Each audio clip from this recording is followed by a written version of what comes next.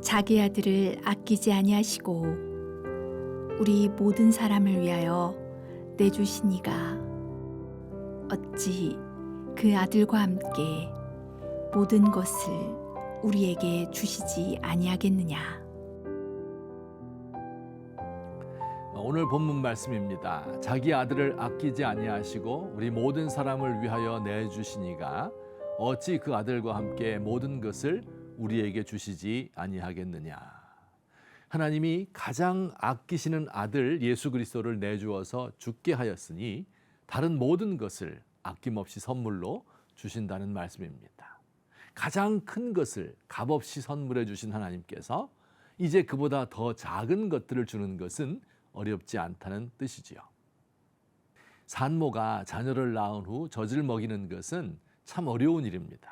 젖을 먹을 때마다 자신의 기운이 쑥쑥 빠져나가는 것을 느낍니다. 특히 밤마다 자지 않고 일어나서 젖을 달라 하는 아이, 2-3시간마다 일어나서 먹여야 합니다. 엄마는 영양실조에 걸려도 아이는 피둥피둥 젖살이 오릅니다. 그러나 엄마는 이런 수고를 마다하지 않습니다. 왜일까요? 아이를 낳을 때 생명을 걸고 낳은 것입니다. 가장 소중한 것을 이미 아이에게 주었기 때문에 자신의 젖을 주는 것이 아깝지 않습니다. 가장 사랑하는 아들을 아끼지 않고 주신 분이 다른 것들을 아끼실 이유가 없습니다. 하나님은 우리에게 필요한 모든 것을 주십니다. 육신에 필요한 먹을 것과 입을 것과 건강을 주십니다. 사랑하는 가족을 주셔서 충분한 사랑 속에서 자라게 하시고 정서적으로 안정된 삶을 살도록 하십니다. 살아가는 데 필요한 지식과 깨달음을 주시고 신앙을 위하여 영적인 은혜와 은사를 주십니다. 마침내 이 세상 우리의 삶이 다하는 날 우리를 당신이 예비하신 천국으로 인도해 드리실 것입니다. 성도 여러분, 우리는 우리에게 주신 선물에 만족해야 합니다. 너무 많은 것을 받았는데 받지 않은 것으로 생각하고 가진 것이 많이 있는데 갖지 못한 것을 보며 욕심을 부리면서 하나님을 원망하면 안 됩니다. 이 세상에 절대로 있을 수 없는 것이 3가지가 있다고 합니다. 많은 월급, 좋은 상사, 예쁜 아내입니다. 항상 다른 사람과 비교해서 나에게 있는 것이 부족하다고 생각하는 법이지요. 옛날에 우울증으로 시달리던 한 왕이 있었답니다. 이 병을 고치기 위하여 모든 의사들을 동원했으나 병이 낫지 않습니다. 한 지혜로운 현자가 왕을 방문하여 이렇게 말했습니다. 임금님이 병을 고치려면 항상 만족한 생활을 하는 사람의 내의를 입어야 합니다. 임금님은 즉시 온 나라를 뒤져 그 사람을 찾아오라고 명령했습니다. 여러 달이 지나 신하들이 돌아왔습니다. 항상 만족한 생활하는 사람을 찾았는가? 예, 우여곡절 끝에 한 사람을 찾았습니다. 그래, 그러면 그의 내의를 이리로 가져오라. 임금님, 아래옵기 황공하오나 그 사람은 내의를 입지 않고 살고 있었습니다.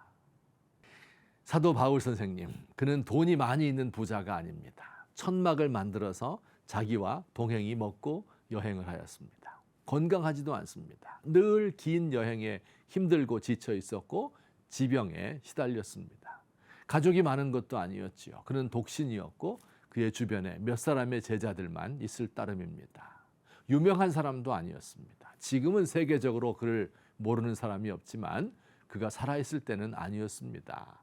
환영을 받기는커녕 가는 곳마다 박해를 받았습니다. 이러한 사도 바울 선생님의 고백입니다. 우리는 속이는 자 같으나 참되고 무명한 자 같으나 유명한 자요. 죽은 자 같으나 보라 우리가 살아있고 징계를 받는 자 같으나 죽임을 당하지 아니하고 근심하는 자 같으나 항상 기뻐하고 가난한 자 같으나 많은 사람을 부요하게 하고 아무것도 없는 자 같으나 모든 것을 가진 자로다. 하나님이 주신 선물에 만족하지 못하는 사람은 내적으로는 불행하고 외적으로는 그 탐욕을 채우기 위하여 세상을 어지럽힙니다. 오늘 우리 사회가 살기 어렵게 된 것은 하나님이 주신 선물에 만족하지 못하는 사람들 때문입니다.